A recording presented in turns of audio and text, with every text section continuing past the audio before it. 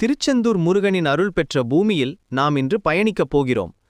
கடலோரத்தில் அமைந்த இந்த புனித தலம் ஆயிரக்கணக்கான ஆண்டுகளாக பக்தர்களின் வாழ்க்கையில் அற்புதங்களை நிகழ்த்தி வருகிறது.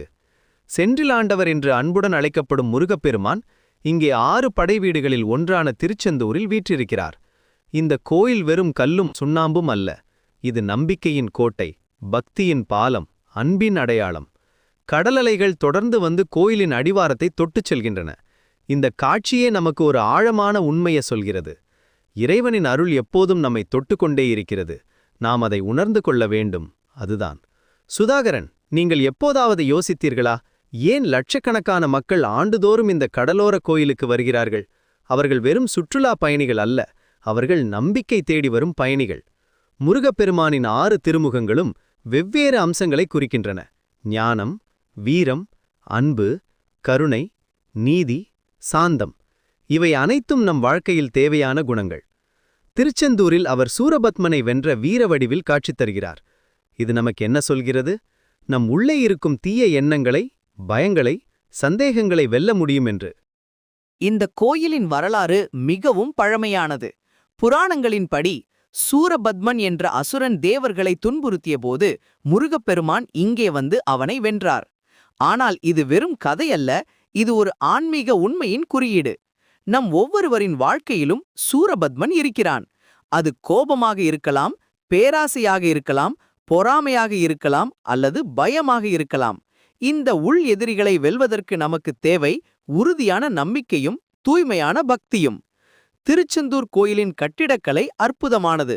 திராவிட சைலியில் கட்டப்பட்ட இந்த கோயில் கடல் காற்றையும் உப்பு நீரையும் தாங்கி நூற்றாண்டுகளாக நிற்கிறது. இது நமக்கு ஒரு பாடம் சொல்கிறது. உண்மையான நம்பிக்கை எந்த புயலையும் தாங்கும். கோயிலின் முக்கிய விழாக்களில் ஒன்று கந்த சஷ்டி. இந்த 6 நாள் விழாவின் போது கோயில் முழுவதும் பக்தர்களின் பாடல்களும் மந்திரங்களும் எதிரொலிக்கும். கடைசி நாளில் நடக்கும் சூரசம்ஹாரம், அதாவது சூரபத்மன் வதம், இது பார்க்க மிகவும் பிரமாதமானது. ஆனால் இந்த விழாக்களின் உண்மையான அர்த்தம் என்ன? இது வெறும் சடங்கு அல்ல. ஒவ்வொரு மந்திரமும், ஒவ்வொரு பாடலும், ஒவ்வொரு சடங்கும் நம் மனதை தூய்மைப்படுத்த உதவுகிறது. நம் எண்ணங்களை பாசிட்டிவாக மாற்றுகிறது. பல பக்தர்கள் இங்கே வந்து தங்கள் வாழ்க்கையில் நடந்த அற்புதங்களை பற்றி சொல்கிறார்கள். வேலை கிடைத்தது, நோய் குணமானது, குடும்ப பிரச்சனைகள் தீர்ந்தது, இப்படி எண்ணற்ற அனுபவங்கள். ஆனால் இவையெல்லாம் எப்படி நடக்கிறது? விஞ்ஞானபூர்வமாக பார்த்தால் நம்பிக்கையும் பக்தியும் நம் மனதில் பாசிட்டிவ் வைப்ரேஷன்ஸை உருவாக்குகிறது. இது நம் ஸ்ட்ரெஸ் லெவல்ஸை குறைக்கிறது, நம் இம்யூன் சிஸ்டமை வலுப்படுத்துகிறது, நம் டெசிஷன் மேக்கிங் எபிலிட்டியை மேம்படுத்துகிறது. இதன் விளைவாக நம் வாழ்க்கையில் நல்ல மாற்றங்கள் நடக்கிறது. திருச்செந்தூர் கோயிலில் நடக்கும் அபிஷேகங்கள் மிகவும் சிறப்பானவை. பால், தேன், பஞ்சாமிர்தம், விபூதி இவற்றால் முருகனுக்கு அபிஷேகம் செய்யப்படுகிறது. ஒவ்வொரு பொருளும் ஒரு குறியீட்டு அர்த்தம் கொண்டது. பால் தூய்மையை குறிக்கிறது, தேன் இனிமையை குறிக்கிறது, விபூதி அழியாமையை குறிக்கிறது. கோயிலின் பிரகாரங்களில் நடந்து செல்லும்போது நம் மனதில் ஒரு அமைதி ஏற்படுகிறது. இது வெறும் கற்பனை அல்ல, இது உண்மையான அனுபவம். ஏனென்றால் இந்த இடம் ஆயிரக்கணக்கான ஆண்டுகளாக மக்களின் பிரார்த்தனைகளையும் நல்ல எண்ணங்களையும் உறிஞ்சி வைத்திருக்கிறது. முருகப்பெருமானின் வேல் இது வெறும் ஆயுதம் அல்ல, இது ஞானத்தின் குறியீடு. நம் அறியாமையை துளைத்து உண்மையை காட்டும் ஒளி. நம் வாழ்க்கையில் எந்த பிரச்சனை வந்தாலும் தெளிவான சிந்தனையும் உறுதியான நம்பிக்கையும் இருந்தால் அதை தீர்க்க முடியும்.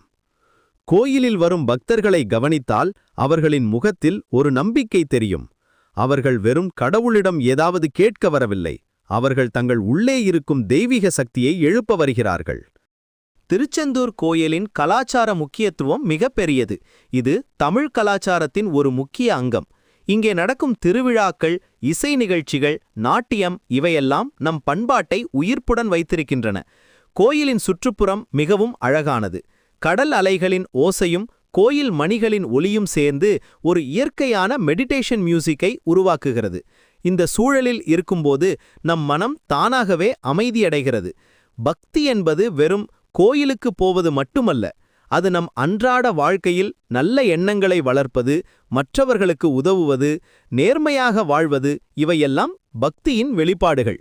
முருகப்பெருமானின் அருள் பெற என்ன செய்ய வேண்டும்? மிக எளிமையான விஷயங்கள்தான். தினமும் சில நிமிடங்கள் அமைதியாக உட்கார்ந்து நம் மனதை தூய்மைப்படுத்த வேண்டும். நம் செயல்களில் நேர்மையை கடைபிடிக்க வேண்டும். மற்றவர்களிடம் அன்பாக நடந்து கொள்ள வேண்டும். திருச்செந்தூர் கோயிலின் மிக முக்கியமான செய்தி என்னவென்றால், நம் ஒவ்வொருகளின் உள்ளேயும் ஒரு தெய்வீக சக்தி இருக்கிறது. அந்த சக்தியை எழுப்பினால் நம் வாழ்க்கையில் எந்த இலக்கையும் அடைய முடியும், எந்த பிரச்சனையையும் தீர்க்க முடியும். இந்த புனித தலத்தின் ஆசிர்வாதம் நம் அனைவரின் மேலும் இருக்கட்டும். சென்று